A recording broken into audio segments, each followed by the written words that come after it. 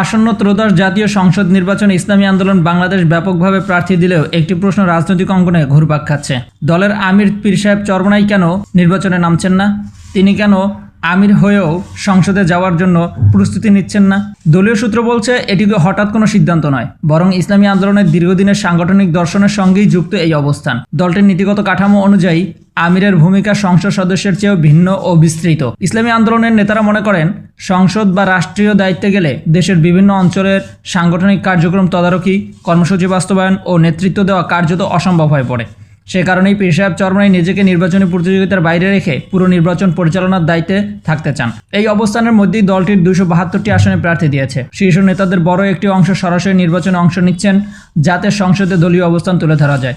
দলীয়ভাবে দাবি করা হচ্ছে, ইসলামী আন্দোলন বাংলাদেশ ক্ষমতার রাজনীতির চেয়ে নৈতিক ও আদর্শিক রাজনীতিকে বেশি গুরুত্ব দেয়।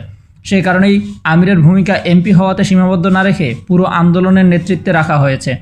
রাজনৈতিক বিশ্লেষকের মতে এটি বাংলাদেশে প্রচলিত দলীয় রাজনীতির বাইরে একটি ভিন্ন কৌশল, যেখানে শীর্ষ নেতা ক্ষমতার আসনে না বসেও রাজনৈতিক প্রভাব বজায় রাখতে চাইছেন। ইসলামী আন্দোলন বাংলাদেশের এই সিদ্ধান্ত, এই কৌশলকে আপনি কিভাবে মূল্যায়ন করবেন? কমেন্টসে জানাতে ভুলবেন না। আপনাদের লাইক, কমেন্টস আমাদের কাছে খুবই মূল্যবান, ভিডিও তৈরিতে আগ্রহ তৈরি করে দেয়। আজ এ পর্যন্তই। শুরু থেকে শেষ পর্যন্ত চেয়েছি সঠিক তথ্যগুলো আপনাদের সামনে তুলে ধরতে। সাথেই থাকুন। আসসালামু আলাইকুম।